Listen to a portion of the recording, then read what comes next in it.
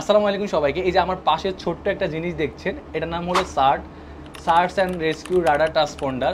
তো এই ছোট জিনিসটা অনেক বেশি গুরুত্বপূর্ণ আমাদের জাহাজগুলোর জন্য। যেসব বাণিজ্যিক জাহাজের গ্রস টনেজ 300-এর বেশি, সেসব জাহাজে একটা করে সার্ট, এবং যেসব বাণিজ্যিক জাহাজের গ্রস টনেজ 500-এর বেশি, সেসব জাহাজে মিনিমাম 2টা করে সার্ট থাকতে হয়।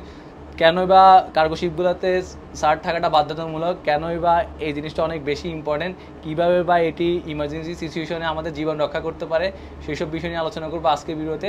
আশা করছি পুরো ভিডিওর সাথে থাকবে।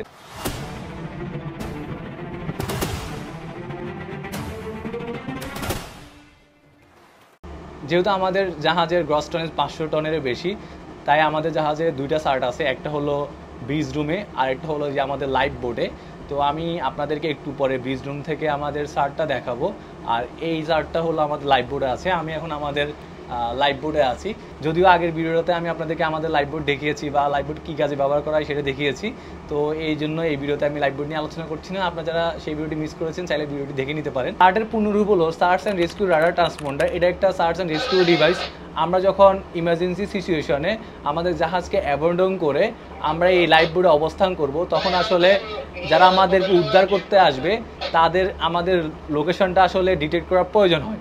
এখন দেখা গেছে আমরা হয়তো এই সমুদ্রেতে আছি, এখন কেউ আমাদের উদ্ধার করতে এসেছে, এখন সে যদি স্পেসিফিকভাবে আমাদের লোকেশনটা ডিটেক্ট করতে না পারে, তাহলে তার জন্য সার্চ অ্যান্ড রেস্কিউ করাটা খুবই কঠিন হয়ে পড়বে, আমরা আমাদেরকে উদ্ধার করাটা কঠিন হয়ে পড়বে। সমুদ্রে কিংবা এয়ারক্রাফটে যখন কেউ বিপদে পড়ে, অর্থাৎ ডিস্ট্রেস সিচুয়েশনে থাকে, তখন সে যদি এই সার্টকে অ্যাক্টিভ করে, অর্থাৎ এখন আমরা লাইফ বোর্ডে আছি, আমাদের জাহাজকে অ্যাবন্ডন করে আমরা লাইফ বোর্ডে অবস্থান করছি, এখন যদি আমরা আমাদের এই সার্টকে অ্যাক্টিভ করি, তাহলে পার্শ্ববর্তী কোনো জাহাজ কিংবা এয়ারক্রাফটের তাদের এক্স ব্যান্ড রাডারে, আমি আপনাদেরকে ব্রিজ থেকে আমাদের রাডারটা দেখাবো, ওই এক্স ব্যান্ড রাডারের মধ্যে হলো আমাদের লোকেশনটা ব্লিপ আকারে দেখা যাবে।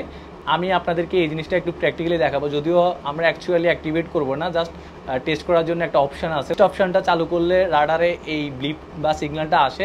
আমি আপনাদেরকে প্র্যাকটিক্যালি সেই জিনিসটা দেখাবো। তো যাই হোক, যখন আমাদের কেউ রেস্কিউ করতে আসবে, এখন তারা যদি আমাদের থেকেও 3 থেকে 4 নটিক্যাল মাইল দূরে থাকে, তখন হলো তাদের জাহাজের বা এয়ারক্রাফটের এক্স ব্যান্ড রাডারের মধ্যে হলো আমাদের লোকেশনটা ব্লিপ বা সিগন্যাল আকারে দেখা যাবে। তখন তারা আসলে আমাদের লোকেশনটা ডিটেক্ট করতে পারবে। তারা আমাদের যত কাছে আসবে, যত নিকটে আসবে, এই সিগন্যালটা আসলে তখন এই ব্লিপটা আসলে সার্কেলে রূপান্তরিত হবে। যখন তারা আমাদের 1 নটিক্যাল মাইলের ভিতরে আসবে, তখন পুরোপুরি এটা সার্কেলে পরিণত হবে। আমি আপনাদেরকে আসলে প্র্যাকটিক্যালি দেখাবো। এটা হচ্ছে search and rescue radar transponder.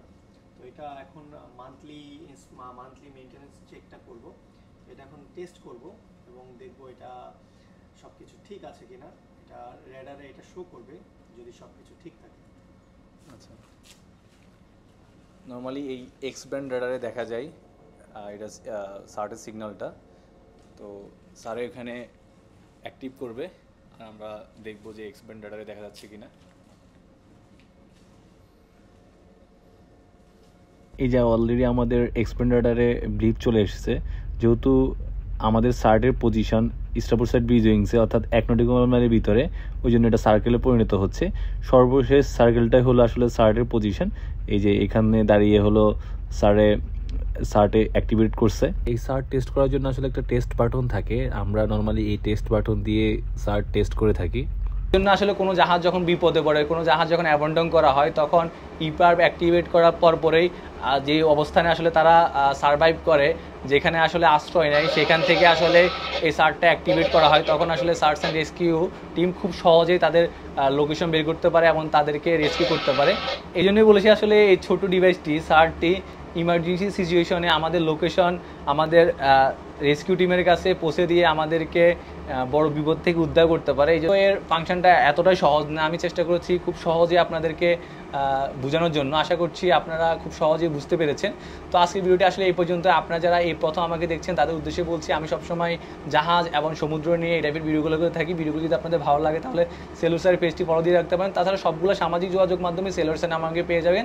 আশা করছি সেগুলোর সাথেও কানেক্টেড থাকবেন। ধন্যবাদ সবাইকে।